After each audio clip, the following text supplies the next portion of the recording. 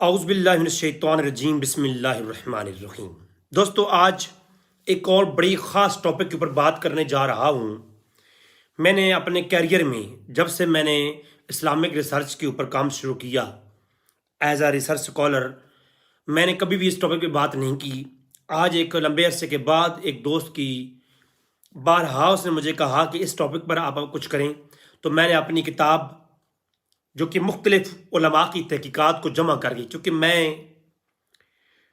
وہ پتل نال سونے نال نہ پتل رلدا تے سرمے نال نہ کولے، کاواں دی کی جا محمد جتھاں بلبل بولے۔ جہاں ادھے بڑے بڑے علماء تحقیق کرتی ہوں، وہاں میری کیا اوقات ہے کہ میں کوئی کلام کروں؟ تو متقدمین اور اپنے جتنے بھی علماء زیت شام نے دلائل کو اکٹھے کرتی ہیں، میں ان کی کتابوں سے تمام ملفوظات کو جمع کر کے اپنی ایک کتاب تالیف کر دیتا ہوں، اور میری میلاد النبی پر کتاب میری ویب سائٹ پہ آ چکی ہے۔ اور اب اس مسئلے پر بھی، مسئلہ تقلید پر، میری کتاب بحمدی تعالیٰ میری ویب سائٹ rizvibhai.com کے اوپر آپ کو مائی بکس کے فولڈر میں مل جائے گی۔ PDF آپ ڈاؤن لوڈ کریں اور اس کو پڑھیں، تمام تر دلائل، اور میں اپنی کتابوں میں اصل کتابوں کے عکس سکین بھی لگا دیتا ہوتا ہوں، تو تاکہ عوام تک ہر چیز دلیل کے ساتھ پہنچ سکے۔ یعنی آج میرا مقصد یہ ہے، میں بات کرنے جا رہا ہوں مسئلہ تقلید پر، کہ ہم امام اعظم حنیفہ رحمۃ اللہ علیہ کی تقلید کیوں کرتے ہیں، اور فقہا کی تقلید کرنے کا کوئی حکم قرآن و حدیث میں ہے یا نہیں ہے، اور شریعت مطہرہ اس بارے میں کیا قول کرتی ہے۔ یہی ہمارا منہج ہے آج کی گفتگو کا۔ ایک بہت لمبا ٹاپک ہے، اس کے اوپر گھنٹوں گفتگو ہو سکتی ہے۔ میں کوشش کروں گا کہ میں اس کو 1-2 قسطوں کے اندر ہی ختم کر سکوں۔ تو بلا تمہید میں سب سے پہلے ایک کانسیپٹ تقلید کا بتا دوں۔ یہ تقلید رسول اللہ صلی اللہ علیہ وسلم کے صحابہ اکرام سے اس کا عنصر شروع ہوا۔ حضور نے خود تعلیم دی کہ جو لوگ جس فن کے ماہر نہیں ہیں، وہ اس میں اپنے امام کا قول حجت پکڑیں۔ یعنی صحابہ اکرام میں جو مفسر قرآن ہے، تفسیر انہی سے آپ نے سیکھنی ہے، اور جو مفتی فقیہ ہیں، آپ نے فتویٰ فقیوں سے ہی لینا ہے۔ یہ نہیں کہ وہ صحابہ جو بدو ہیں، عرابی ہیں، ان سے جا کے فتح پوچھے، نہیں۔ جو اہل علم ہے صحابہ کرام میں، اور جو جس فن کا ماہر ہو، اس سے ہی آپ نے آگے چل کے میری گفتگو آئے گی فتویٰ پوچھنا ہے۔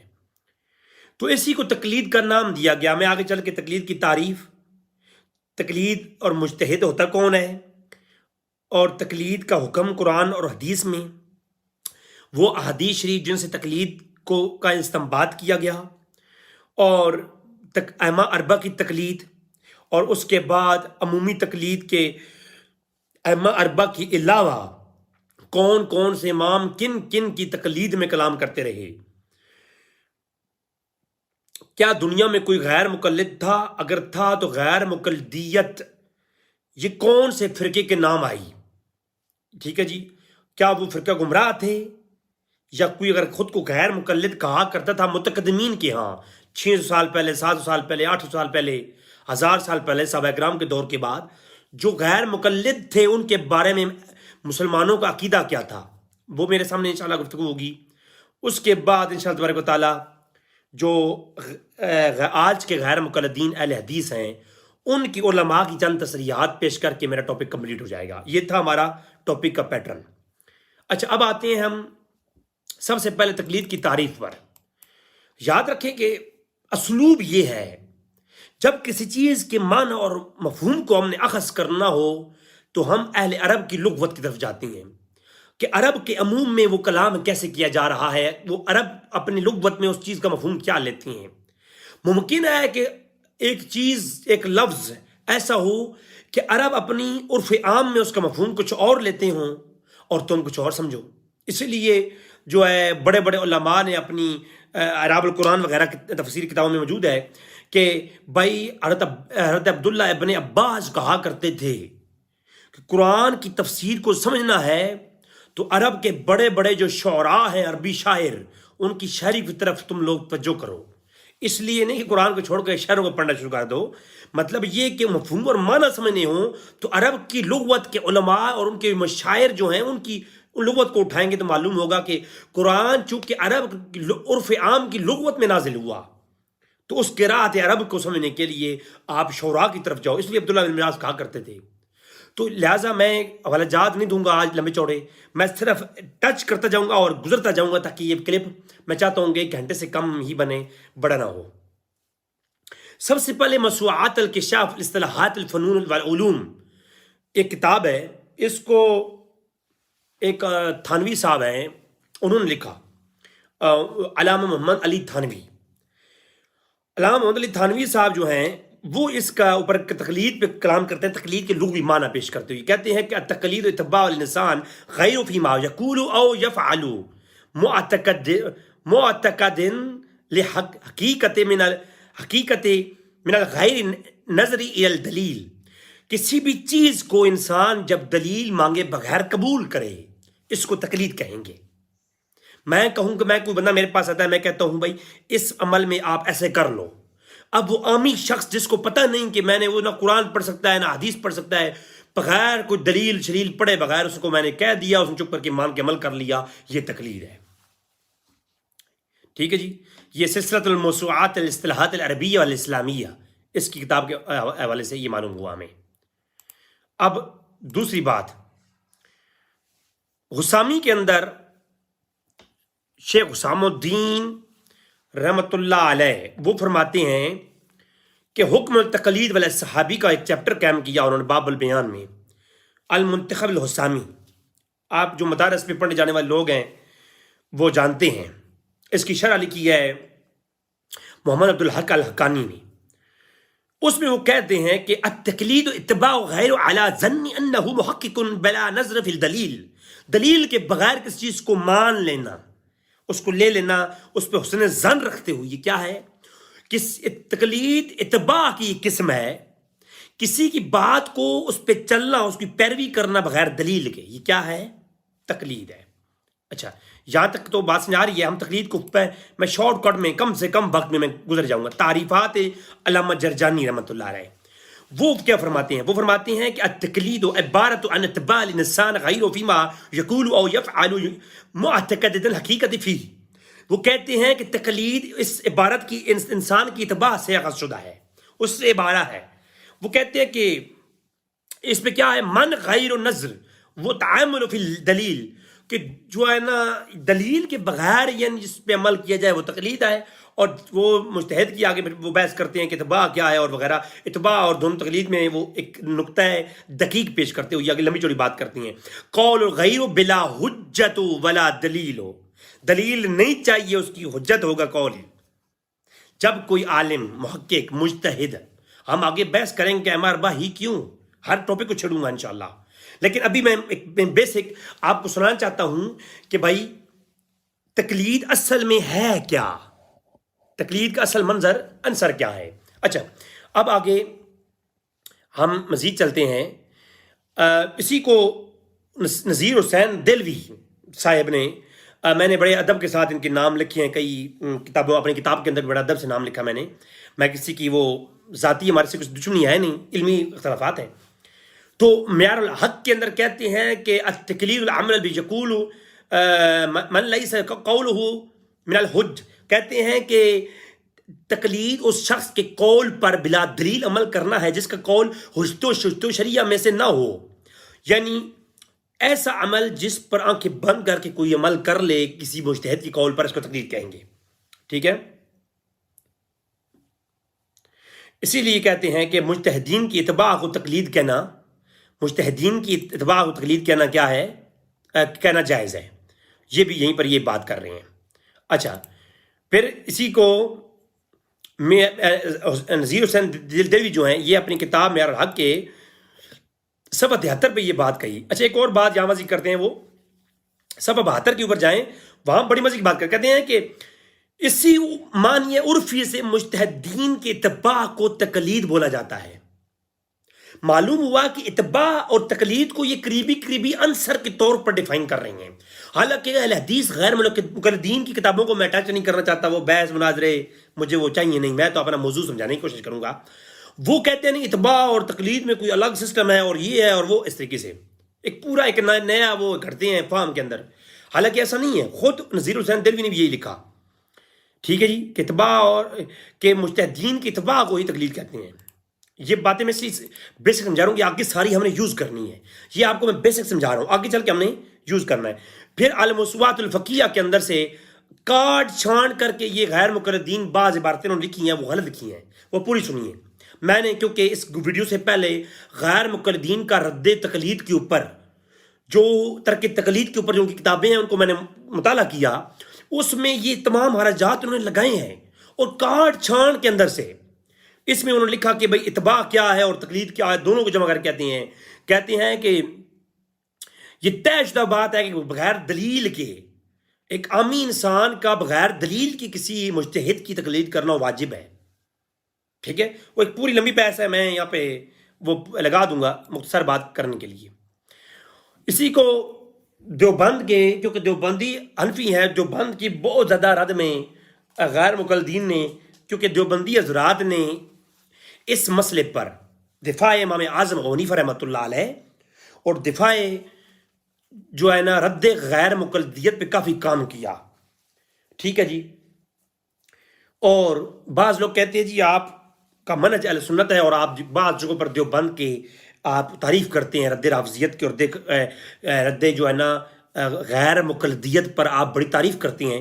بھائی جو تعریف جس کی بنتی ہے وہ کرنی چاہیے، حق بیان کرنا ہی منہج اسلام ہے.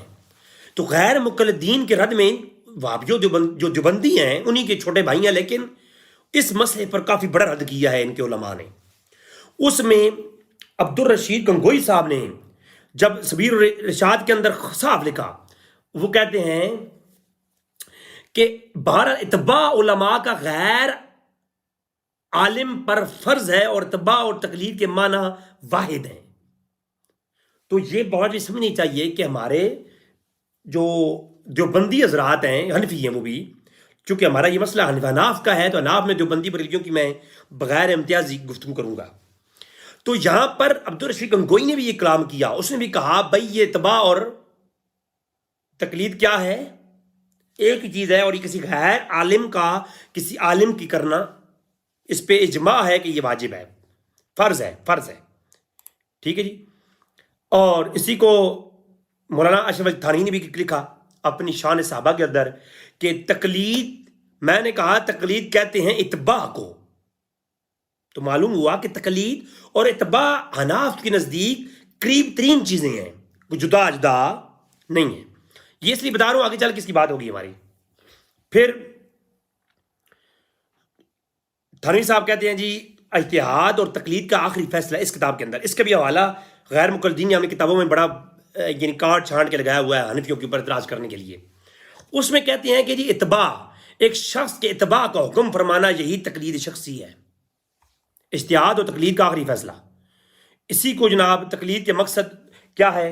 اب تقلید کا وہی معنی جو میں نے بیان کیا کہ قرآن اور حدیث کے اندر تقلید کسی امام کی، کسی شخص کی جائز نہیں.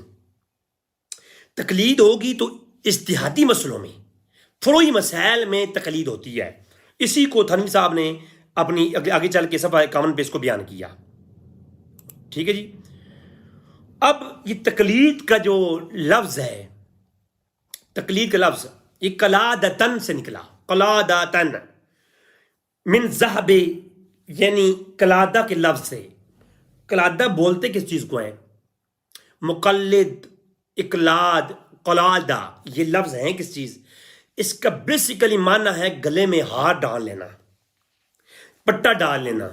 تقلید کا کہتے ہیں، تقلید تو لوگوں نے پٹا ڈال لیا، جی بالکل ڈالا ہے ہم نے. تقلید کہتے ہی اس کو ہے کہ آپ لوگوں نے ایک امام کو فالو کرنے کا پٹا اپنے گلے میں ڈال لیا، اور یہ قلادہ سے نکلا. اور قلادہ کا مفہوم معنی کتابوں میں موجود ہے، آپ اٹھا کے دیکھیں.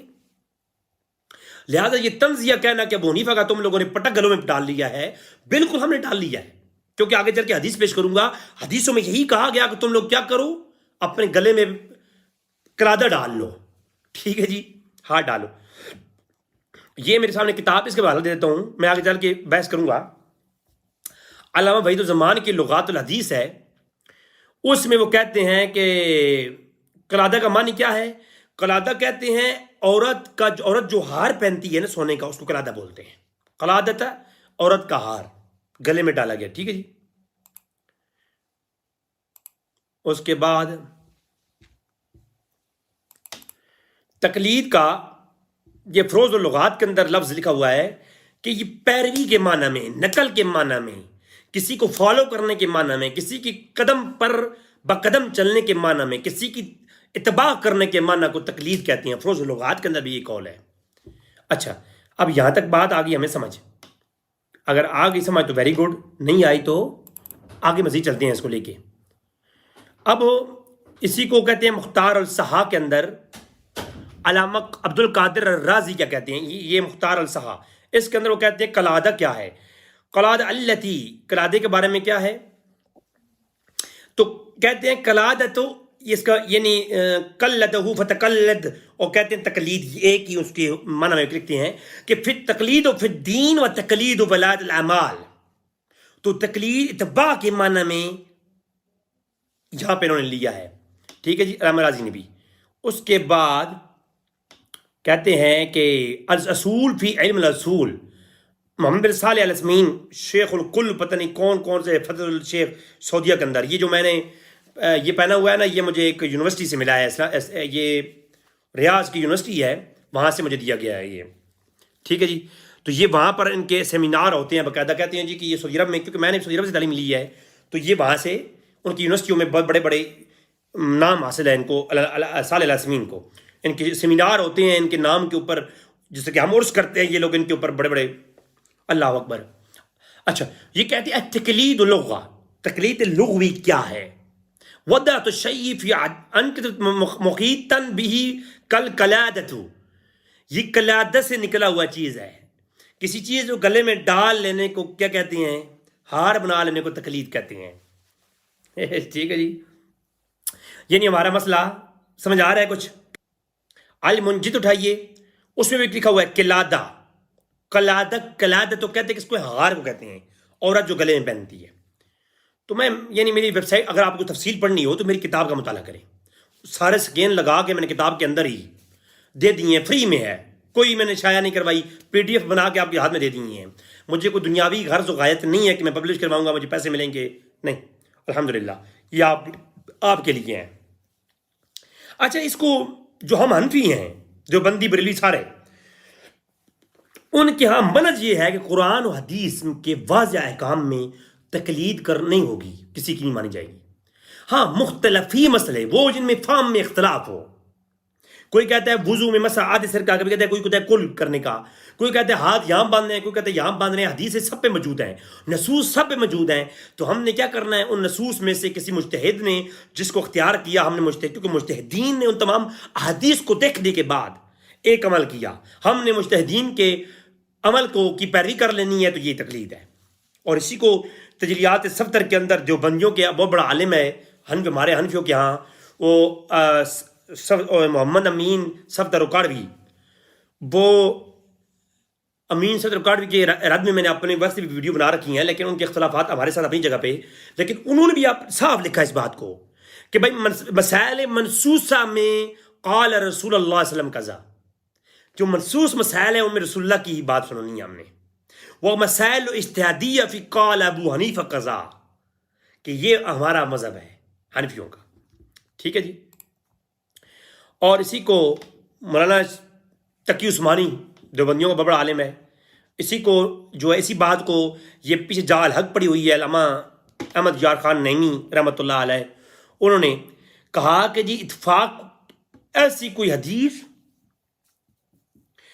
جو اب اگلی بات آ رہی ہے، جی تم لوگ تو امام کا قول چھوڑ دیتے ہو حدیث کے مقابلے میں، جی وہ بھی ہمارے منہج کیا ہے؟ منہج سنیے ذرا پہلے. منہج یہ ہے کہ ایک طرف بہت ساری حدیثیں دیکھنے کے بعد ابو حنیفہ رحمۃ اللہ علیہ نے ایک ہمیں بتایا کہ یہ عمل ایسے کرنا ہے. اب میں نے حدیث کی کتاب اٹھائی اور میں نے دیکھا بھائی یہ تو عمل ایسے نہیں ہے، مجھے حدیث میں کچھ اور مل رہا ہے، تو اب حضور کی اس حدیث پہ ہم عمل نہیں کریں گے. پوچھے کیوں؟ ہاں جی، جب امام کے قول، مجتہد کے قول پر ایک عامی بندے کے سامنے حدیث آ جائے، میں مجتہد بمقابلہ مجتہد کی بات نہیں کر رہا، اگر امام شافعی کے مقابلے میں ابو حنیفہ رحمۃ اللہ علیہ کا قول ہوتا اور امام شافعی کے سامنے حدیث آ جاتی تو امام شافعی حدیث پر عمل کرتے، ابو حنیفہ کے قول کو رد کرتے، کیونکہ دونوں مجتہد ہیں۔ لیکن اقبال رضوی کے سامنے ابو حنیفہ کا قول آ گیا اور ایک طرف حدیث آ گئی، تو میں نے حدیث کو ترک کرنا ہے، میں نے قول ابو حنیفہ کو ہی لینا ہے، کیونکہ ابو حنیفہ رحمۃ اللہ علیہ نے ساری احادیث کو دیکھ کر وہ فیصلہ کیا۔ ٹھیک ہے، ہو سکتا ہے اس کے ناسخ ہونے پر، منسوخ ہونے پر کوئی دلیل اور ہو ابو حنیفہ رحمۃ اللہ علیہ کے پاس، جو میری نظر میں نہیں، تو میں نے اپنے آپ کو ایک حدیث پر ڈائریکٹ عمل کر لیا امام کے قول کو چھوڑ کر، تو یہ گمراہی ہے۔ اسی کو تقی عثمانی صاحب نے تقلید کی شرعی حیثیت کے اندر لکھا، یہی ہمارا منہج ہے۔ جو کہتے ہیں تمہاری کتاب میں لکھا ہوا ہے کہ امام میں قول آ جائے تو حدیث سے ٹکرا جائے تو حدیث کو چھوڑ دیا جائے گا، بالکل صحیح ہے، یہ عامی کے لیے ہے، میرے جیسے بندے کے لیے یہ حکم ہے۔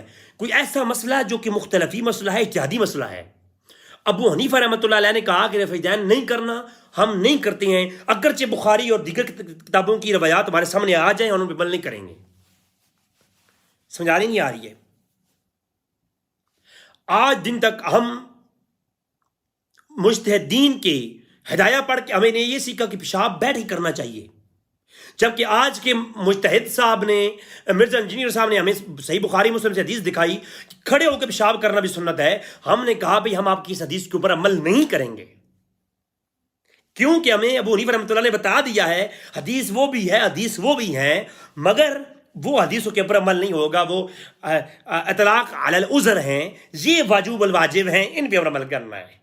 تو ہمارے لیے قول امام ابو حنیفہ واجب ہے ہمارے لیے یہاں پر، اور ترک کے حدیث بھی ہمارے پاس واجب ہے عامی کے لیے۔ آگے چل کے دلائل آئیں گے، ابھی میں صرف مقدمہ پیش کر رہا ہوں تعریفوں کے اندر۔ اچھا، اب خیر یہ جو تقی عثمانی صاحب کی کاوش ہے تقلید کی شرعی حیثیت، اس کو پڑھ لینا چاہیے، اس کے اندر کافی سارے بڑی گفتگو ہیں۔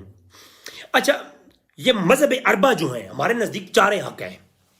جب چار حق ہے تو امام شافعی کیوں عمل نہیں کرتے پھر آپ؟ وہ تو رفع دین کرتے تھے۔ جی آگے چل کے دلائل جواب آئیں گے۔ اچھا، امام ابن تیمیہ کے سامنے شیعہ کا ایک سوال کیا گیا کہ بھائی شیعہ کہتے ہیں تمہارے ہاں چار فقہ ہیں، تو اس کے جواب میں کہتے ہیں کہ جہاں تک شیعہ کا تعلق ہے انہوں نے جن مسائل میں جمہوریہ سے اختلاف کیا ہے ان سب میں وہ خطا کار ہیں۔ یہ بات غلط ہے کہ ائمہ اربعہ نے کوئی علم اختراع کیا تھا، ائمہ نے تو ابھی تک سے کوئی نیا کام نہیں نکالا، بلکہ ائمہ نے کیا کیا کہ ائمہ نے تو فقہ پہلے موجود تھی اس کو جمع کیا۔ جیسے کہ وہ مثال دیتی ہیں کہ بخاری، مسلم، ترمذی، ابو داؤد نے کی طرف ان کی کتابیں منسوخ کی جاتی ہیں، حالانکہ ان کی کتابیں کی فقہیں جس طرح فقہ ابو حنیفہ ہے وہ فقہ ابو حنیفہ کی نہیں ہے، وہ پہلے متقدمین کی ہے۔ فقہ شافعی بھی صحابہ کرام کا منہج ہے، وہ آگے ہمارے دلائل بات آنے والی ہے۔ فقہ حنبلی، مالکی، شافعی، ابو حنیفہ ساری کے ساری صحابہ کرام کے طریق ہیں، یہ صحابہ کرام کے منہج ہے جو ہم نے لیے ہیں۔ ان ائمہ اربعہ نے جمع کر کے چار بڑے دریا کو چار نہروں میں نکالا ہے۔ ٹھیک ہے، اب امام تیمیہ یہ بات کرتے ہیں، ابن تیمیہ جس کو وہابی حضرات اپنا بزرگ گوشوار مانتے ہیں، ٹھیک ہے جی، وہ یہ کہتے ہیں کہ ابن تیمیہ کہ بھائی جس طرح حدیث پہلے تھی لیکن بخاری مسلم نے ان کو جمع کر کے کتابیں لکھیں، اور بخاری شریف جو ہے امام بخاری کی طرف منسوب ہو گئی، مسلم شریف امام مسلم کی طرف، ابو داؤد شریف امام ابو داؤد کی طرف منسوب ہو گئی، تو کتابوں کے نام سے منسوب ہونے کا مطلب یہ نہیں ہے کہ یہ کوئی نئی بدعت ہے، یہ پہلے نہیں تھی، پہلے حدیثیں تھیں صرف انہوں نے جمع کی ہیں، منسوب ان کی طرف ہو گئیں۔ تو ابو حنیفہ اور امام مالک، امام شافعی وغیرہ کی طرف یہ فقہ جو ہے منسوب ہوئی ہیں، حالانکہ یہ عقیدے پرانے تھے، انہوں نے صرف جمع کی ہیں اور ان کو رائج کیا ہے۔ تو یہ ابن تیمیہ منہاج السنہ میں اس بات کا بھی بڑے جواب دیتے ہیں ہماری نبی والا۔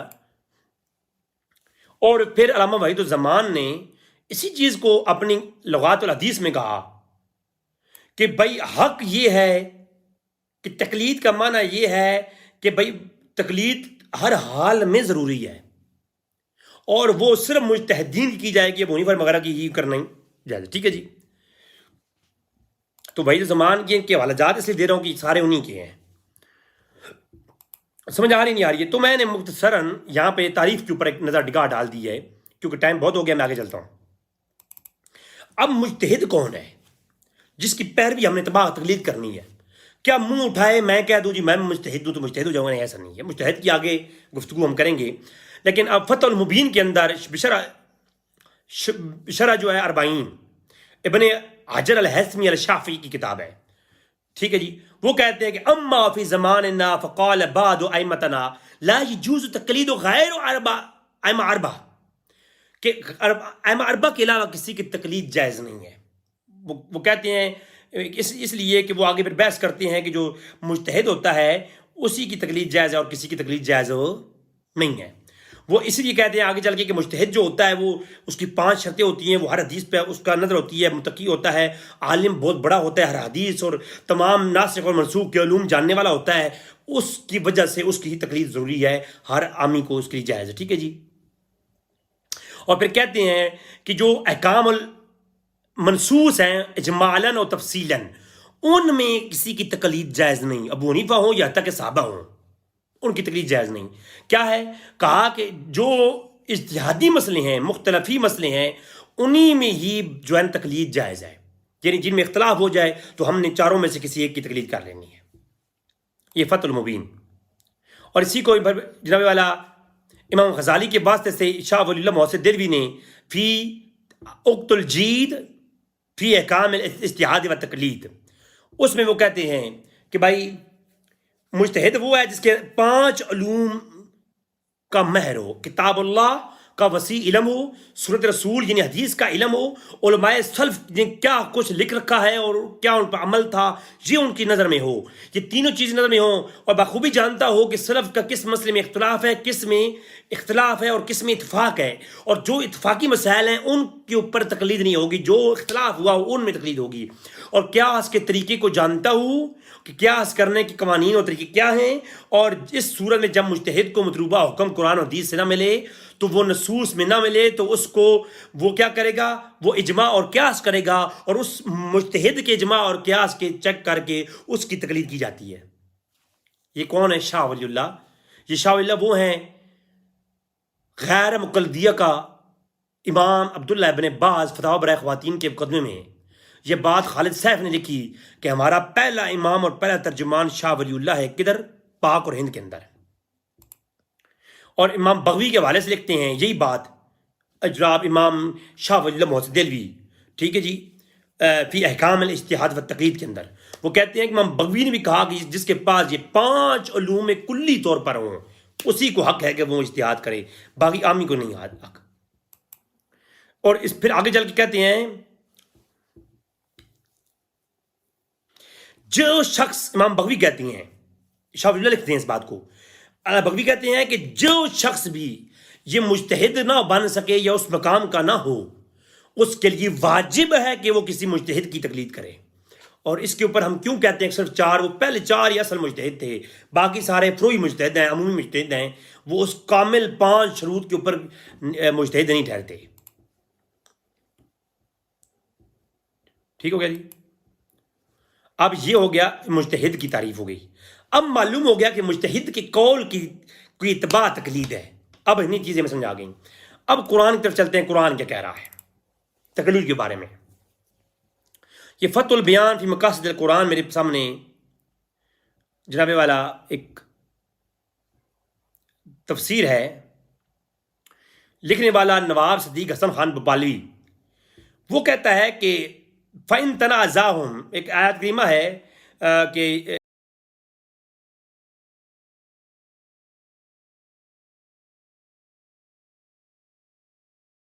یا ایھا الذین آمنوا آتیوا اللہ وآتیوا الرسول وأولی الامر منکم فإن تنازعتم فی شیء فردوہ الی اللہ والرسول۔ اب اس آیت کی تفسیر میں لکھتے ہیں بپالوی، وہ کہتے ہیں کہ فإن تنازعتم سے مراد کیا ہے؟ وہ کہتے ہیں کہ جب تمہارا جھگڑا ہو جائے، یعنی منازعۃ المجازبہ، کسی مسئلے میں اختلاف ہو جائے آپ کا، تو کرنا یہ ہے کہ الظاہر ان الخطاب مستقل مصطفیٰ معجت المجتہدین۔ اب وہ کہتے ہیں کہ اس سے خطاب المستقل ہونے، یہ خطاب مستقل ہے کس کے لیے؟ مجتہدین کے لیے۔ تو یہ کہتے ہیں للمجتہدین، یہ مجتہدین کے لیے یہ خطاب ہے۔ تو معلوم ہوا کہ اس قرآن کی آیت میں جب تمہارا مجتہدین کے مابین اختلاف ہو جائے اس کو فردوہ الی اللہ جو ہے کرنا ہے. ٹھیک ہے جی. اس کو آگے مجموعی فتاوا اب ابن عبدالعزیز بن عبداللہ ابن باز وہ بھی یہ کہتے ہیں اس آیت سے مراد یہ ہے کہ جب مذہبی فی فقہ تو ہوا مذہب الامام احمد ابن حنبل، وہ کہتے ہیں کہ ہمارا مذہب امام حنبلی ہے. سعودی عرب والے، آج میں نے سعودی سے تعلیم لی ہے، میرے تمام استاد جو عربی تھے سعودی تھے سارے حنبلی ہیں. ٹھیک ہے. یہ غیر مقلدیت سعودی عرب میں نہیں ہے، یہ پوری دنیا میں کہیں نظر نہیں آتی، سوائے پاکستان میں اور عرب میں چند چیدہ لوگ ابھی پیدا ہوئی ہیں، مصر کے اندر چیدہ لوگ ہیں، اور پاکستان میں یہ اہل حدیث کے نام سے یہ پھیلے ہیں.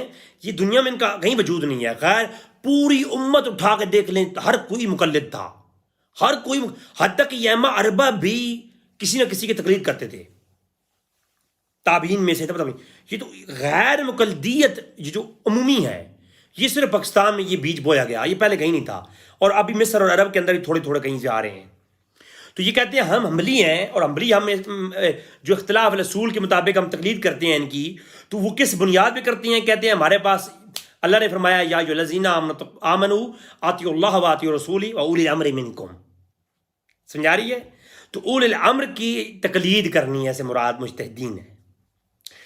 شرح مختصر الروضہ لکھنے والے علامہ ابن سعید الطوفی ہیں، القوی ابن عبد الکریم. ٹھیک ہے. بہت بڑے بزرگ ہیں، 716 ہجری کے وفات ان کا. یہ کہتے ہیں کہ اللہ نے جو حکم فرمایا ہے نا کہ فاسألوا اہل الذکر ان کنتم تعلمون، اور پھر کہتے ہیں وَأُولِي الْأَمْرِ مِنْكُمْ وَهُمْ عُلَمَاء، اس سے مراد علماء ہے. وَأَنْ أَصْلِ الْجَوَازُ التَّقْلِيدِ ترک فی من اجتہاد لظہور الحق علیہ بالفعل. کہتے ہیں کہ اصل میں تقلید کرنے کا یہ حکم ہے قرآن کریم میں، یہ دلیل ہے. ٹھیک ہے. اور پھر اس کے اوپر وہ آگے مزید کہتے ہیں کہ ان کان اہلا لاجتہاد، کہ ایک اجتہاد جو ہے اس میں کیا ہوتا ہے کہ آپ نے کرنا ہوتا ہے کیا، فجاز له تقلید الکل علامی، عامی کے لیے یہ پکی جائز ہے کہ اس نے تقلید ہی کرنی ہے اس قرآن کی آیات کی روشنی میں. خیر لمبی بحث ہے، میں مختصر چونکہ ٹچ کر رہا ہوں صرف، باقی میری کتاب میں نے تفصیل لکھ دی ہے. آگے پھر مزید جو ہے نا عالم مستقل الصحیحین کے اندر حدیث رسول ہے.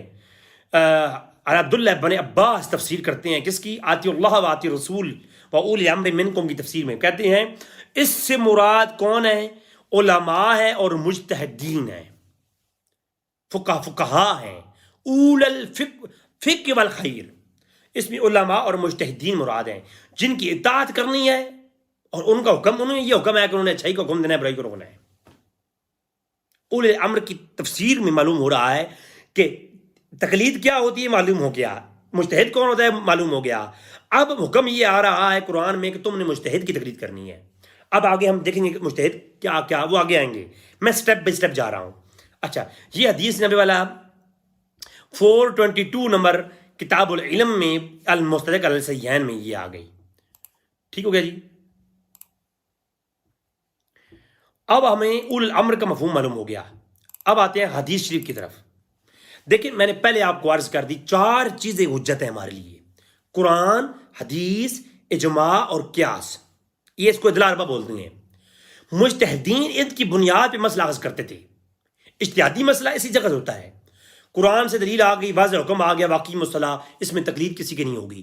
قل هو اللہ احد، اللہ ایک ہے، تقلید کسی کی نہیں، یہ حکم صریح ہے.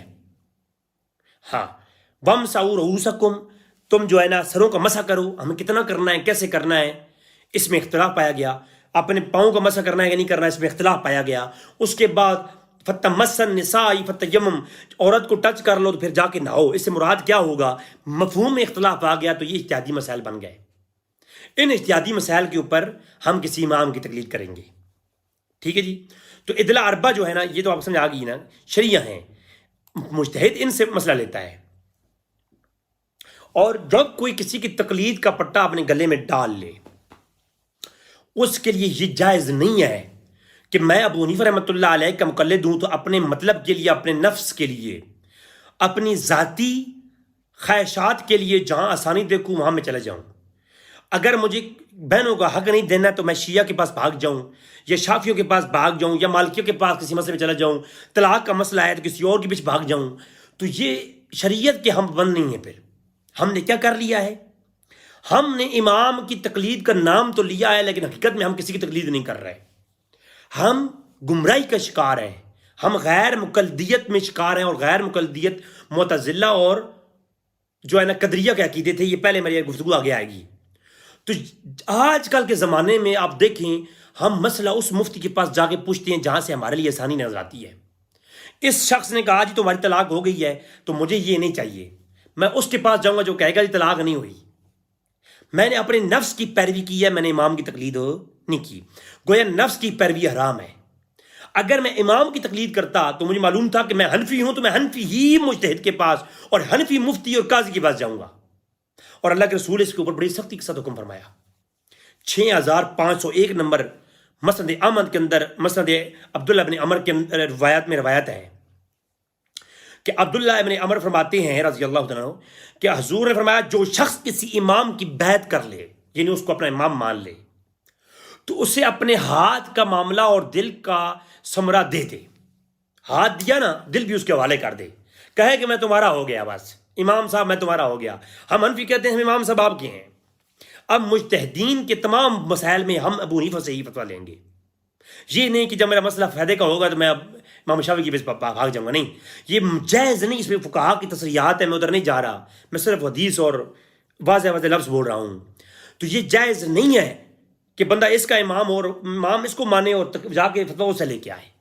اس لیے شافیوں کا حنفیوں سے فتویٰ لینا جائز نہیں اس حدیث کی بنیاد پر, اور حنفیوں کا دوسروں سے فتویٰ لینا جائز نہیں اس حدیث کی بنیاد پر. حضور نے فرمایا جب تم نے ہاتھ دے دیا تو دل بھی دے دیا, تم اس کے ہو گئے. جہاں تک ممکن ہو اس کی ہی اطاعت کرو. اگر کوئی دوسرا آدمی تمہارے سے آ کے جھگڑے کہ تم اس کی اطاعت نہ کرو, ابو حنیفہ کی تقلید تم کیوں کرتے ہو, نہ کرو, تو تم کیا کرو, ہائے ہائے ہائے, فَضْرِبُوا, اسے مارو, اس کے ساتھ لڑائی کرو, اس کی گردن اڑا دو. اُنُقُ الْأُخْرَى, اس کی گردن کاٹ دو جو تمہیں آ کر یہ کہے کہ ابو حنیفہ کی تقلید نہیں کرنی, اپنے امام کو چھوڑ دو. ایسا نہیں ہے. میری امت میں تم نے ایک امام پکڑنا ہی پکڑنا ہے. وہ ایک الگ ٹاپک ہے کہ تم امام کے ساتھ جنت والے دن تمہارے امام کے ساتھ تم جنت داخل ہوگے اور تم اٹھائے بھی امام کے ساتھ جاؤ گے, اور کیا روز قیامت تم اپنے امام کی اقتدا میں ہوگے. وہ ایک الگ بحث ہے. لیکن میں اتنا کہتا ہوں اس حدیث کی بنیاد پہ ہمیں واجب ہے کہ جو مقلد ابو حنیفہ ہیں وہ کسی دوسرے کے پاس مت جائیں. اچھا, اب یہ حدیث معلوم ہو گیا کتنی سختی سے رسول اللہ صلی اللہ علیہ وسلم نے فرمایا کہ جیسے امام کہ تم ہو جاؤ پھر دل سے مان لو, پھر اس کے اندر عیب بھی تلاش مت کرو کہ وہ جہمیہ تھے, قدریہ تھے, فلان تھے, الو کے بٹھو کیسے کیسے تم نے روایتیں نکالی ہیں. تو پھر تم اس کو دل سے اسے مان لو, اس کے اندر کچھ ہی مت تلاش کرو. پھر مشکات شریف کے اندر حدیث ہے 3694 نمبر, حارث ابن اشعری رضی اللہ تعالیٰ عنہ روایت کرتے ہیں کہ رسول صلی اللہ علیہ وسلم نے 5 باتوں کرنے کا حکم دیا اپنے صحابہ کو. نمبر 1, تم جماعت کو لازم پکڑنا, تم پر واجب ہے. یہاں پہ حکم امر ہے, امرکم بخمسۃ بالجماعت, کہ حضور نے امر دیا ان 5 چیزوں کا. نمبر 1 یہ امر واجب وجوب کے حکم میں ہے کہ جماعت کے ساتھ ہونا. اب جماعت کے ساتھ کون سے, یہ جو آج پوری دنیا پورے مسلمان اہل سنت ایک طرف, متقدمین صحابہ اکرام کے زمانے کے بعد کے سارے لوگ مقلد کسی نہ کسی کے, سارے کے سارے مقلد ہیں. اور مجھے آپ بتائیں, مجھے یہ سمجھائیں کہ پوری امت میں غیر مقلدیت کا عنصر نہیں تھا, پوری امت ایک طرف کھڑی ہے. آج بھی 90% مقلدین ہیں دنیا میں آج بھی, اور یہ مٹھی بھر لوگ غیر مقلد. دنیا میں کہیں کا نام نہیں, عرب کے 10 ممالک تو میں گھوم چکا ہوں. تو حضور نے فرمایا جماعت, جو بڑی جماعت ہے اس کو پکڑنا, اہل سنت کو پکڑنا, تمام مسلمانوں کے ساتھ متفق ہو کے رہنا, مسلمانوں کے علماء جو عقیدہ بتا جائیں اس کے اوپر متفق رہنا ہے, اور اپنے امام اور خلیفہ اور سردار کی بات کو سننا اور اس کی اطاعت و فرمانبرداری کرنا, یعنی اپنے فقیہ عالم اور اس کی کیا کرنا, اور وقت ضرورت ہجرت کر جانا، اگر تو مسئلہ آ جائے تو ہجرت بھی کر لینی تم نے، ان چیزوں کو پکڑنا، جماعت کے ساتھ ہونا، مسلمانوں کی جو بڑی جماعت متفق ہے ان کو کبھی نہ توڑنا، ان کے ساتھ رہنا، اور اپنے امام اور خلیفہ کی پیروی کرنا، ان تین چیزیں کرتے ہوئے یہ مشکلات ہیں تو ہجرت کر جانا، ان کو نہ چھوڑنا۔ اگلی بات سنا، اور فرمایا اللہ کے راستے میں جہاد کرنا اگر مسئلہ آ جائے، اور جو شخص مسلمانوں کی جماعت سے ایک ذرہ بالش بھی الگ ہو گیا تو گویا اس نے اسلام کی رسی کو گردن سے نکال دیا، یعنی مرتد ہو گیا، وہ اسلام سے پھر گیا۔ جو معلوم ہوا کہ یہ گلے میں ڈالنے والا جو انہی کا کی ہے نا، یہ گردن میں ڈالنا جو ہے اسلام کو ہے ریقتا، وہ جو میں نے آپ کو قلادتا، وہ میں نے آپ کو پڑھ سنائی ہے نا، تو وہ قلادہ کے معنی میں تقلید کا پٹا گلے میں ڈالے رکھنا، یہ اسلام کی تقلید تب تک ہے جب تک تم یہ کر رہے ہو، جب اس سے تم مسلمانوں کی اہل سنت کی مقلدین کی جماعت سے الگ ہوئیے جو کہ پوری امت ہے، تم ذرا برابر ہو، تو گویا تم کیا کرو گے، اسلام کا پٹا اپنے گلے سے اتار دو گے۔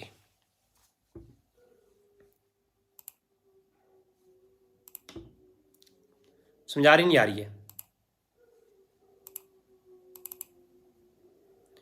اور ابن ماجہ کی سنن ابو داؤد کی 4758 نمبر روایت ہے، ابو ذر غفاری رضی اللہ تعالی عنہ اور روایت کرتے ہیں کہ رسول صلی اللہ علیہ وسلم نے فرمایا کہ جس نے بھی جماعت سے ذرہ برابر بھی علیحدگی کی، جس کے مسئلہ زرار والے تھے، خوارج تھے، جہمیہ، قدریہ، مجسمیہ، الملل والنحل کے حوالے جات میں آگے دوں گا، جس نے ذرہ برابر بھی علیحدگی کی، کیا ہوا، اس نے اسلام کی رسی کو اپنے گلے سے اتار پھینکا۔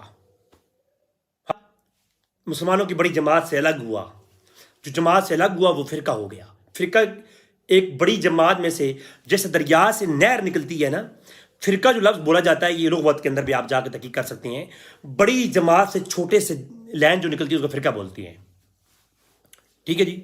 تو یہ ایک صاف احادیث شریف ہمیں بتا رہی ہیں کہ ہم نے کیا کرنا ہے۔ اس کے بعد شرع اصول اعتقاد اہل سنہ والجماع، علامہ لالکائی رحمۃ اللہ علیہ، سورہ نساء کی آیت نمبر 115 میں سورہ نمبر 4 آیت نمبر 115 ہے، اس میں اللہ نے فرمایا کہ فَاتَّبِعْ غَيْرَ سَبِيلِ الْمُؤْمِنِينَ، کہ تم کیا کرو، مسلمانوں کے اور مومنین کے رستے کی اتباع کرو۔ قرآن کی آیت ہے کہ یہ حکم اللہ نے دے رہا ہے کہ تم مسلمانوں کے رستے پر، مسلمانوں سے مراد آج کے حکمران نہیں، یہ فقہا مراد ہیں، تمام تفسیر آپ اٹھ کے پڑھے۔ اور علامہ لالکائی رحمۃ اللہ علیہ شرح اصول اعتقاد اہل سنہ کی روایت نمبر 153 کے اندر کہتے ہیں کہ لا یجمع اللہ ھذہ الامہ علی دلالت ابدا، کہ یہ امت کبھی گمراہی پہ جو ہے جمع نہیں ہوگی۔ اس امت کا جو بڑا ایک جماعت ہے نا اس کے بارے میں ہے، قال ید اللہ علی الجماع، کہا حضور نے فرمایا کہ اللہ کا ہاتھ ہے جماعت کے اوپر، فتبعوا سواد اعظم، تم ہمیشہ سواد اعظم جو بڑا گروہ اہل سنت ہے اس کی اتباع کرو، فإنہ من شذ، جو اس سے الگ ہوا، جو اس سے شذ ٹکڑے ٹکڑے ہو گیا، فرقہ فرقہ ہو گیا، فی النار، وہ جہنم میں ہے۔ وہ کیا ہے؟ وہ جہنم میں ہے۔ تو یہ اس روایت کا، اور سند سے حسن ہے اس کی جو ہے نا اس روایت کی، تو معلوم ہوا کہ بڑی جماعت کی تقلید کرنی ہے، اس کے ساتھ رہنا ہے، تو بڑی جماعت مقلد رہی ہے تو ہم نے ان کی تقلید کرنی ہے۔ اس کے بعد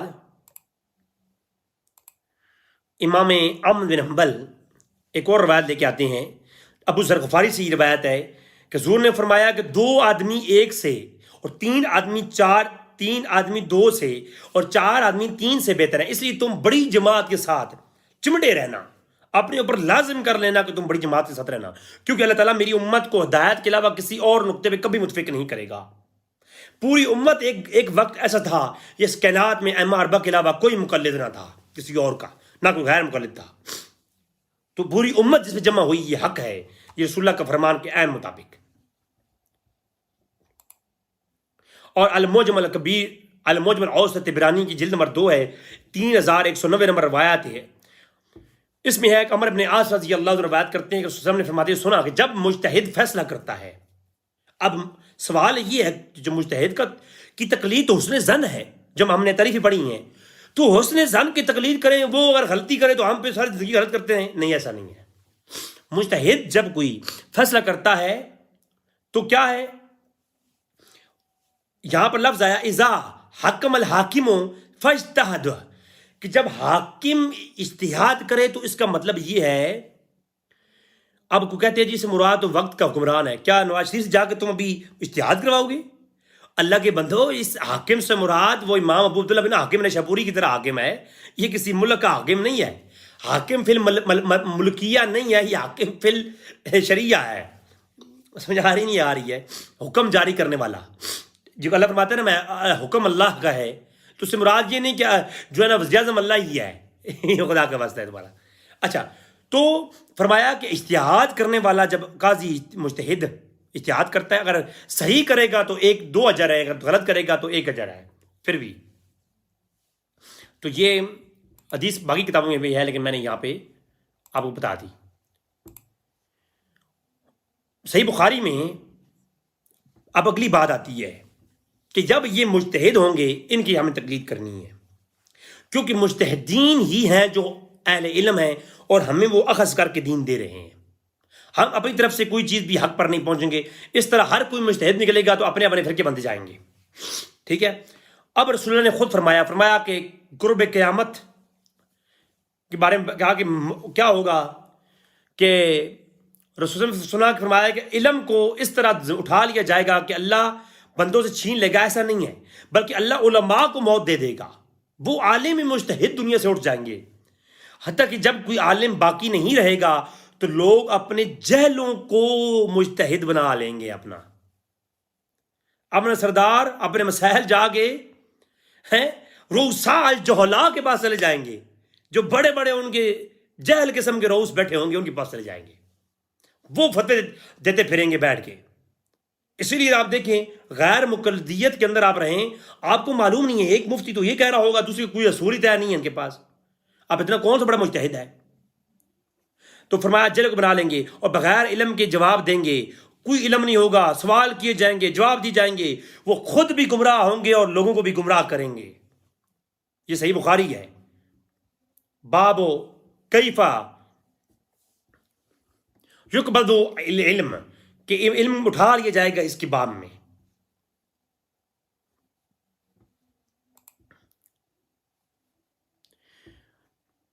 اور اس کے علاوہ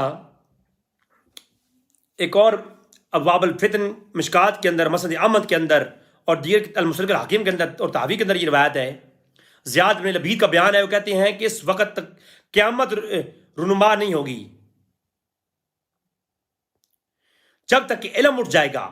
اور میں نے عرض کیا اللہ کے رسول علم کیسے اٹھایا جائے گا، جبکہ ہم خود قرآن پڑھتے ہیں، اپنے بیٹوں کو پڑھاتے ہیں، بیٹے آگے پھر بڑھاتے جائیں گے اور قیامت تک سے جاری رہے گا۔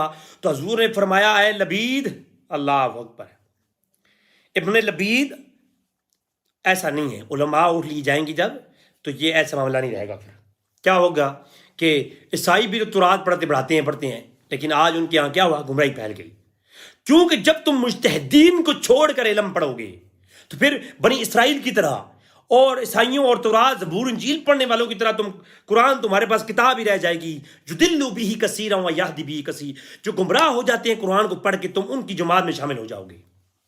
آج تورات زبور انجیل پڑھ کے سارے گمراہ ہیں، کیوں؟ اللہ کی کتاب تھی، لیکن انہوں نے کیا کیا، کسی کی تقلید نہیں کی، انہوں نے اپنے مفہوم نکالے، معنی نکالے، ترجمے ہوتے گئے، بڑھتا گیا کام، حتیٰ کہ وہ قرآن پڑھ کے جس طرح لوگ گمراہ ہو رہے ہیں اس طرح وہ بڑھ کے اللہ کی کتابیں گمراہ ہو گئے۔ ٹھیک ہے جی۔ اور پھر صحیح بخاری میں انبیاء کے وارث ہیں علماء، اور یہ ساری بری حدیث ہے۔ تو پھر کہا کہ عالم اور جہل برابر نہیں ہو سکتے، عالموں کی پیروی کرنا، اس سے عالم سے مراد ہم جیسا کوئی عالم نہیں ہے، اس سے مراد وہ عالم جو دین کے مکمل علم کو اور فنون کو جاننے والے ہوں، اور علم سیکھنے سے ہی آتا ہے۔ اور فرمایا علماء ربانی سے مراد کیا ہے، تو کہا علماء ربانی سے مراد حکماء، فقہاء اور علماء ہیں۔ ٹھیک ہے جی، جو آپ کو وہ شخص کہا جاتا ہے جو چھوٹے چھوٹے اور بڑے بڑے مسائل آپ کو بیان کرتے ہیں اخذ کر کے۔ تو یہ اس حدیث کو پورا پڑھیں تو آخر میں جو یہ کہا کہ علماء ربانی ان سے مراد فقہا اور علماء ہیں، تو اس سے مراد مجتہدین ہیں، نہ کہ عامی علماء کی مراد ہے، یہ سے جس سے آپ مرضی جا کے باتیں پوچھتے رہیں۔ جب فقہا اور علماء کا یہ مقام ہے تو یہ آج کے جو خانقاہوں کے چھوٹے موٹے پیر شیر، ان کی کیا اوقات ہے؟ ان کی کوئی اوقات نہیں ہے۔ اس لیے جو آج کے خانقاہی نظام کے میں خلاف نہیں ہوں، میں پیران اور اللہ کے خلاف نہیں ہوں میں، لیکن وہ پیر اور وہ اللہ کا ولی جو کچھ کر کے دکھائے، کوئی دین کی بات بتائے، صرف چندے نہ لے، تو اس کی آپ پیروی کریں، اس کے پاس جائیں، بیٹھے اسے علم سیکھیں۔ اچھا، مجمع الزوائد کے اندر ایک اور روایت ہے، قال ابن عباس نے کہا، روایت کا نمبر ہے 567، 567۔ اب مجمع الزوائد ہے میرے پاس، پہلی جلد ہے، کتاب العلم۔ اچھا، اس میں حدیث بڑی مزے کی ہے کہ حضرت عباس کہتے ہیں کہ خطب عمر بن خطاب الناس، کہ لوگوں کو خطاب کیا عمر بن خطاب نے، یسأل عن القرآن، جس نے قرآن کے بارے میں پوچھنا ہو، سوال کرنا ہو لوگوں، تو وہ کیا کرے؟ فلیاتی ابی بن کعب، وہ ابی بن کعب کی طرف جائے۔ قرآن کے معاملے میں کسی نے سوال کرنا ہو تم نے تقلید کرنی ہے کس کی؟ ابی بن کعب کی۔ بھائی عمر فاروق نے ہی کیوں نہیں فرمایا سارے قرآن پڑھے ہوئی ہیں، جسے مرضی پوچھ لو، سارے قرآن، سب صحابہ کرام موجود ہیں، عثمان غنی موجود ہیں، مولا علی موجود ہیں، سارے موجود ہیں، کسی کے پاس جا کے پڑھ لو بھائی۔ ڈیوٹیاں تھیں، جو مجتہد تھا اس کا کام تھا مسائل سمجھانا، اور یہ نہیں کہا کہ مجھ سے پوچھ لو بھائی، میرے تو کلام پر قرآن اللہ نازل کرتا تھا تو مجھ سے پوچھ لو، نہیں کہا جس نے قرآن کے بارے میں کچھ تفسیر جاننی ہو بھائی ابن کعب کے اندر جائے، ان کے پاس جائے۔ من اراد ان یسأل عن الفرائض، جنہیں فرائض کے بارے میں سوال کرنا ہو، فلیاتی زید بن ثابت، وہ زید بن ثابت کے پاس جائے۔ من اراد ان یسأل عن الفقہ، فقہ، جس نے فقہ کے مسئلے مسائل جاننے ہوں تو معاذ بن جبل کی طرف التفات کرم کرے۔ اور جس نے کہ یسأل عن المال، کہ مال اور جو ہے نا نظام کے بارے میں کسی نے کچھ سوال کرنا ہو تو فلیاتنی، وہ میری طرف اتفاق کرم کرے، میں جواب دوں گا۔ فإن اللہ جعلنی لہ ولیا والقاسما، تو یہ واضح صحابہ کرام کے زمانے میں خصوصی معاملات کے اندر کسی کو کسی کے پیچھے لگانا اور ان سے کہنا کہ ان سے جا کے مسئلہ پوچھنا، حالانکہ خود وہ جاننے والے ہزاروں صحابہ موجود، چند لوگوں کو منتخب کرنا اس بات کی دلیل ہے کہ ائمہ 4 ہوں یا 10 ہوں یا 20 ہوں، کچھ کو انتخاب کر کے کسی مسائل کے لیے اکٹھا کر لینا کہ بالکل جائز ہے، اور یہ علماء اور صحابہ کرام کا طریقہ ہے۔ مجمع الزوائد کے اندر، ٹھیک ہو گیا۔ معجم الکبیر طبرانی کے اندر ایک اور روایت ہے، مولا علی کے بیٹے محمد بن حنفیہ روایت کر رہے ہیں اپنے والد سے، قال قلت یا رسول اللہ ان نزل بنا عمرو لیس فیہ بیان، کہ سوال کرتے ہیں کہ جناب کہ میں نے پوچھا یا رسول اللہ اگر ہمیں کوئی ایسی بات پیش آ جائے جس کا تعلق قرآن میں نازل نہیں ہوا اور اس کی ممانعت بھی موجود نہ ہو تو میرے لیے آپ کیا حکم دیتی ہیں؟ تو آپ نے فرمایا کہ ایسا کرنا کیا ہے، فرماؤ امر بلا نہی فما تامرنا قال تشاورون الفقہاء والعابدین، کہ تم کیا کرو، فقہاء اور عابدین کے پاس جاؤ۔ سوال کرنے والا کون ہے؟ رسول اللہ سوال کر رہے ہیں مولا علی کہ یا رسول اللہ جو چیزیں قرآن اور حدیث میں ہمیں نہ ملیں تو ہم کیا کریں پھر اس کے لیے؟ فرمایا تشاورون الفقہاء والعابدین، جو تمہارے اندر فقہاء اور عابدین ہیں ان کے قریب جاؤ، ان کے قریب جاؤ، فقہاء اور عابدین کے پاس جاؤ، وہ تمہیں قرآن حدیث سمجھائیں گے۔ سمجھا رہی نہیں آ رہی ہے؟ یہ مولا علی کو حضور نے کہا ہے۔ جب صحابہ کے اندر فقہاء اور مشاورین اور عابدین کے پاس جانے کے لیے حکم ہے تو پھر ہمیں تو بھائی بطریق اولیٰ ہے، ہم تو ہدایت سے بہت دور ہیں، وہ تو حق کے بہت قریب تھے۔ اور علامہ نووی رحمۃ اللہ علیہ شرح صحیح مسلم میں بڑے کمال کی بات کہتے ہیں، وہ کہتے ہیں کہ تمیم داری سے مروی ہے کہ رسول صلی اللہ علیہ وسلم نے فرمایا کہ دین خیرخواہی کا نام ہے۔ ان تمیم داری ان نبی قال دین نصیحہ، حضور نے فرمایا یہ دین نصیحت ہے۔ تمیم داری اس کی روایت کرتے ہیں۔ دین نصیحت ہے.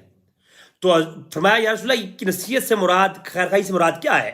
فرمایا کہ جو آپ نے کیا کرنا ہے کہ جو دین ہے وہ کیا ہے، وہ اللہ کا ہے، اس کے رسول کا ہے، اور رسول اللہ کے بعد مسلمانوں کے امام اور عامت المومنین کی کیا نصیحت ہے، خیر خواہی ہے. تو بھائی خیر خواہی لینی ہے اللہ سے، پھر اس کے رسول سے، دین خیر خواہی ہے، اور اس کے بعد کس سے لینی ہے؟ اماموں اور مومنین فقہا سے لینی ہے. یہ شرح صحیح مسلم کے اندر یہ بات آ گئی. اور پہلے میں آپ کو کہہ چکا ہوں بھائی، المصدق علیہ صحیحین میں حدیث موجود ہے نا، جس میں وَأُولِي الْأَمْرِ مِنْكُمْ کی تفسیر میں یہ کہا ابن عباس نے کہ اس سے مراد فقہا اور محدثین ہیں، مجتہدین ہیں. المصدق علیہ صحیحین کی روایت میں نے آلریڈی آپ سامنے پیش کر دی ہے. اب امام نووی رحمۃ اللہ علیہ شرح صحیح مسلم میں بڑی کمال کی بات کرتے ہیں. ایک حدیث کے نیچے وہ ایک بڑا نقطہ پیش کرتے ہیں. کہتے ہیں کہ عمر فاروق جب فوت ہونے کے قریب آئے تو لوگوں نے کہا کہ اے عمر اپنا خلیفہ بناؤ، اپنا استخلاف قائم کرو کہ اپنے بعد کوئی خلیفہ نامزد کر دو. عمر نے کہا کیا رضی اللہ تعالیٰ عنہ، کہا کہ اگر میں اپنے بعد خلیفہ بناؤں تو میں اس کی پیروی کروں گا، اس کی تتبع کروں گا، کہ جو اس کی اقتداء کروں گا جو ہم سب سے بہتر یعنی محمد صلی اللہ علیہ وسلم کی ذات ہے. انہوں نے کسی کو اپنا خلیفہ نہیں بنایا. اور اگر میں خلیفہ نامزد کرتا ہوں تو یہ اس کی پیروی اور اس کی اقتداء ہے کہ ابو بکر صدیق رضی اللہ تعالیٰ عنہ. اب میرا سوال ہے غیر مقلدین سے قیامت تک کے لیے، غیر مقلدین جواب دیں.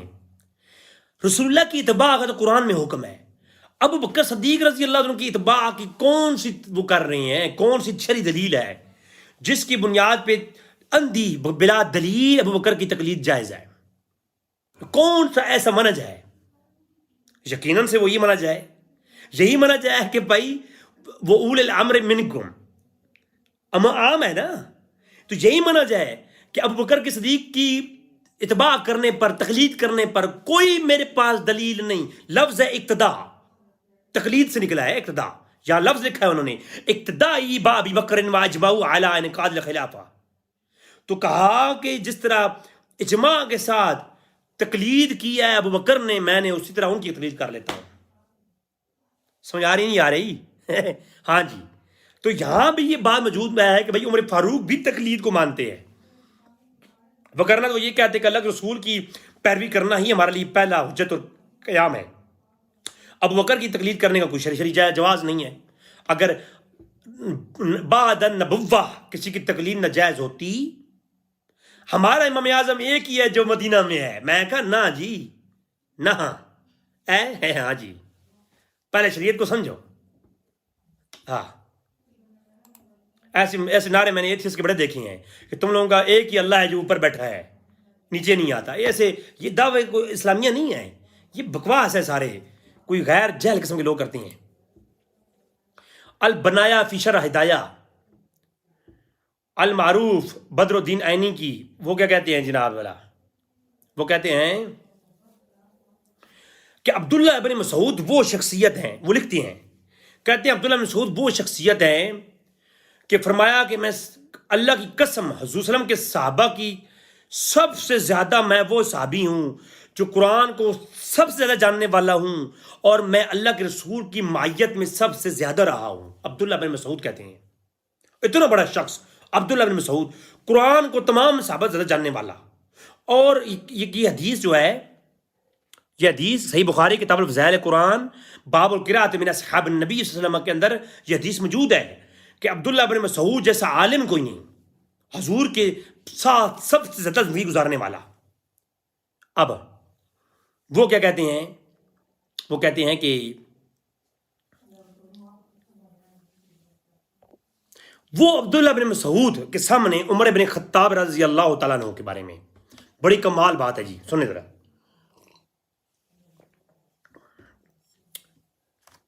میرے سامنے یہ بنایا ہے شرح ہدایہ کے اندر، یہ واقعہ موجود ہے اور کتابوں کے اندر بھی ہے.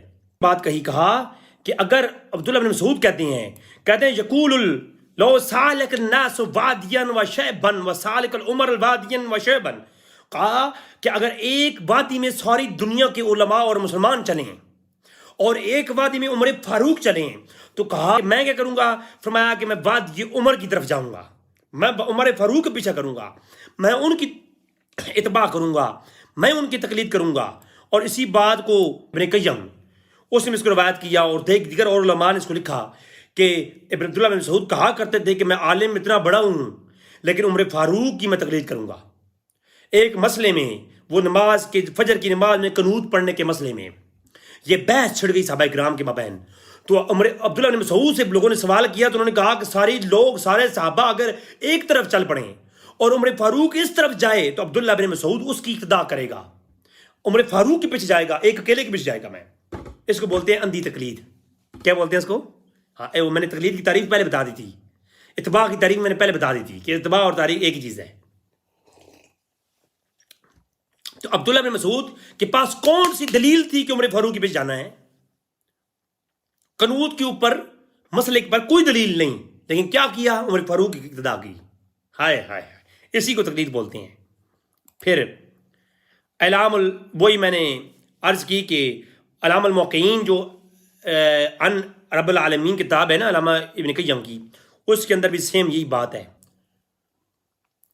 ایک روایت ہے 1875، ٹھیک ہے جی، باب من صلی عصر اليوم میں، اس باب کے اندر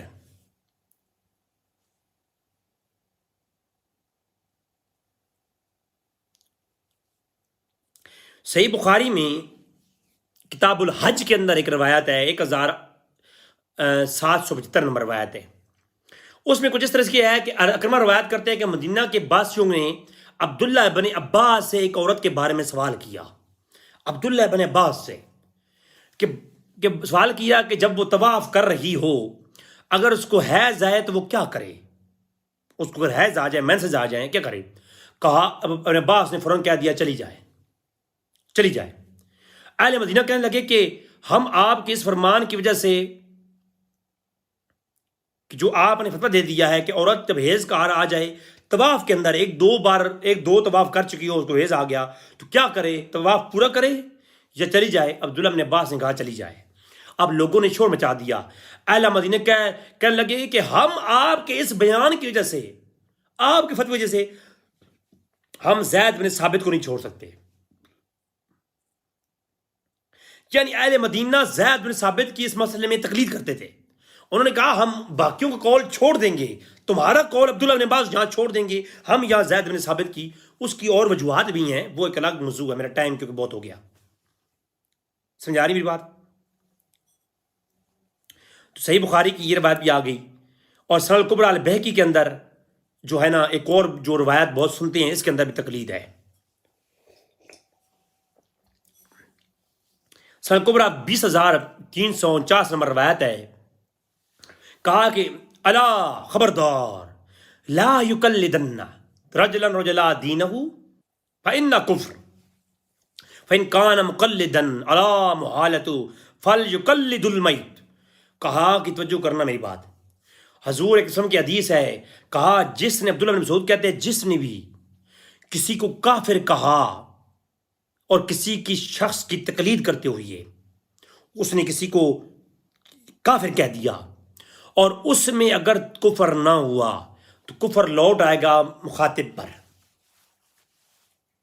اب یہاں پہ توجہ یہ ہے، لفظ یہ خبردار، یقلدن، یقلد تقلید سے نکلا، جس نے بغیر یعنی کسی قول کے کسی کی تقلید کیے بغیر کسی نے کوئی اپنی طرف سے کہہ دیا کسی کو کافر، کسی انسان رجل کو کافر کہہ دیا، وہ کیا ہے؟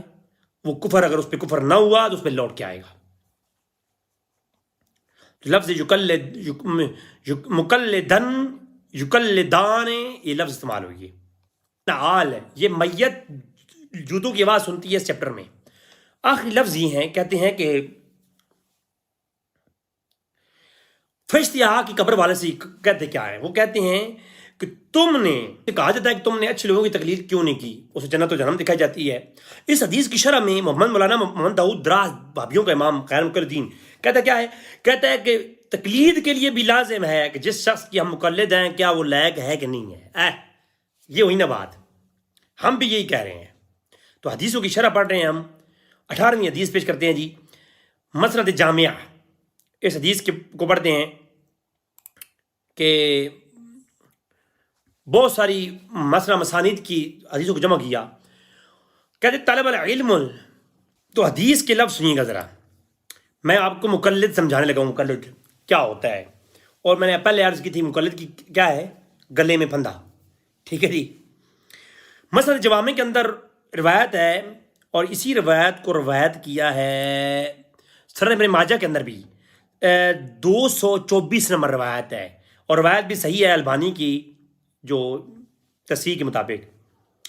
اس میں یہ ہے کہ جی طالب علم فریدتاً، کہ ہر علم حاصل کرنا فرض ہے علی کل مسلم، ہر مسلمان پر، اور کہتے ہیں وعد العلم عند غیر اہلہ کا مقلد خنزیر والجواہر والالذاب، کہتے ہیں کہ یہ دو ایک حدیث یہ ماجہ کے اندر بھی ہے اور مسند جوامع کے اندر بھی ہے، ٹھیک ہے جی، کہ بھائی علم حاصل کرو کسی اہل بندے سے، اور ایک اہل بندہ علم دے کس کو، اپنے مقلد کو، جو کہ صحیح اچھا مقلد ہو۔ کسی عامی بندے کو ایسے کسی عامی بندے کی تقلید کرنا جائز نہیں، اور کسی عامی کا کسی غیر مجتہد کی تقلید کرنا جائز نہیں۔ اس کی مثال ایسی ہے کہ مقلد خنزیر والجواہر والالذاب، کہ جیسے خنزیر ہی گلے میں نہ کوئی مقلد بنا دو، کوئی پٹا ڈال دو، سمجھ آ رہی ہے؟ ہاں جی، غیر مقلد کیسا ہوتا ہے، اس کی مثال کیسی ہے، خنزیر کی جانب کی طرح کی ہے۔ میں کسی کو نہیں کہہ رہا، میں حدیث پڑھ سنا رہا ہوں، اور بھائی حدیث کو ناراض نہ ہو، حدیث کو کہہ رہا ہوں بھائی، حدیث پڑھ سنا رہا ہوں، ناراض نہ ہو بھائی، آپ غصہ کیوں ہو گیا ہے؟ اچھا، سبحان اللہ۔